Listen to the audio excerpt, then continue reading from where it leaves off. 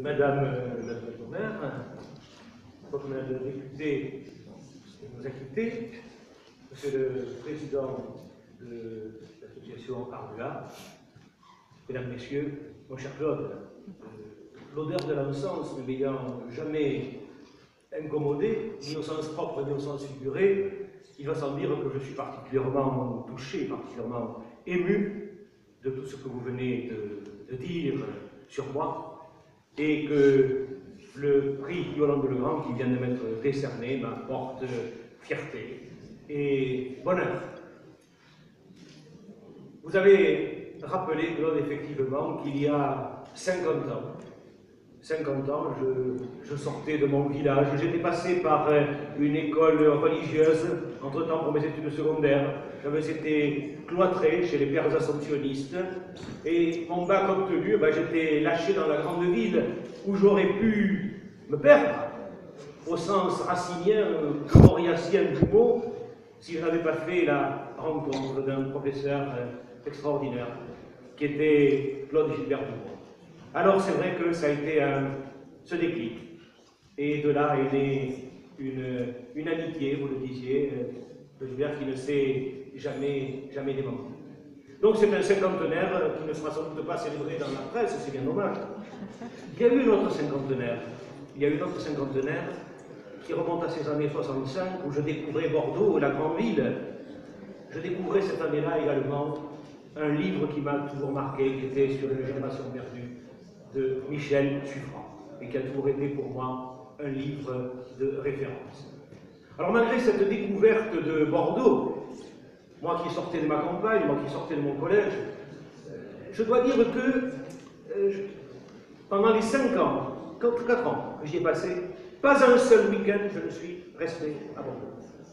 Comme si une magie en magnétisme m'attirait vers les coteaux et les collines de mon enfance. Vous avez beaucoup évoqué l'enfance tout à l'heure, Michel Suffren. Je ne vais pas revenir sur ce sujet, mais c'est vrai qu'elle nous marque pour la vie. D'ailleurs, un écrivain lot-et-garonnais que vous auriez pu citer, Claude Gilbert, Paul Gut, intitule un de ses livres « Une enfance pour la vie ». Et mon enfance, ça a été une enfance paysanne. J'y ai connu jusqu'à l'âge de 10 ans dans mon village de Saint-Pierre, une enfance qui devait ressembler à celle qu'avait connue au début du XXe siècle Louis Pergaud, Alain Fournier. J'y ai connu ce que Sartre appelle dans les mots la douce déraison des enfances paysannes. Il était logique qu'un jour le littéraire que j'étais ait envie d'en parler. J'ai eu envie d'en parler aussi, et si j'avais tant d'envie de revenir sur ces collines de mon enfance, c'est que, vous le disiez tout à l'heure, Claude, je suis issu d'une longue lignée de paysans, fils de paysans, eux-mêmes fils de paysans depuis des temps immémoriaux. Un Aquitain de souche, un Gascon de souche, j'espère que c'est un mot, ce sont des mots qu'il faut prononcer de nos jours avec beaucoup de précaution, mais je n'en ai pas trouvé d'autres. Oui, je suis de souche. Oh, ce n'est pas forcément toujours une qualité. Ce n'est pas forcément une qualité, vous savez, quand on s'est marié pendant des siècles sur le même terrain, sur le même terroir, des tares pouvaient naître de là. Mais heureusement, ma cousine Marie-Claude, qui est là et qui me fait l'honneur de dire, qui a partagé un petit peu de son enfance avec moi, m'a dit, mais tu sais, nos grands-mères, toutes pieuses qu'elles aient été, eh bien, ma foi, lorsque leur mari n'était pas assez vigoureux, il leur arrivait d'aller faire appel à des forces neuves. Et c'est peut-être ça qui nous a apporté du sang nouveau au jour, mon cher ami, et empêché de sombrer dans la dégénérescence. Toujours est-il que, si j'ai eu envie d'écrire, c'est aussi pour parler de cette enfance, mais parler aussi d'une civilisation paysanne, aujourd'hui disparue sans doute.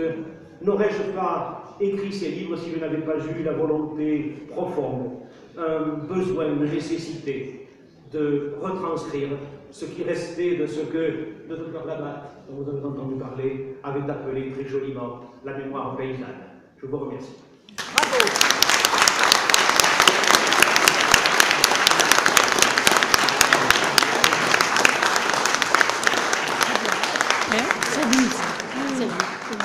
C'est très bien. Si j'arrivais plus tôt, j'aurais évoqué notre enfance, notre jeunesse. Je préfère non. C'est lui dont il parlait tout à l'heure. Oui, c'est Ludovic. Ah oui, Martinez.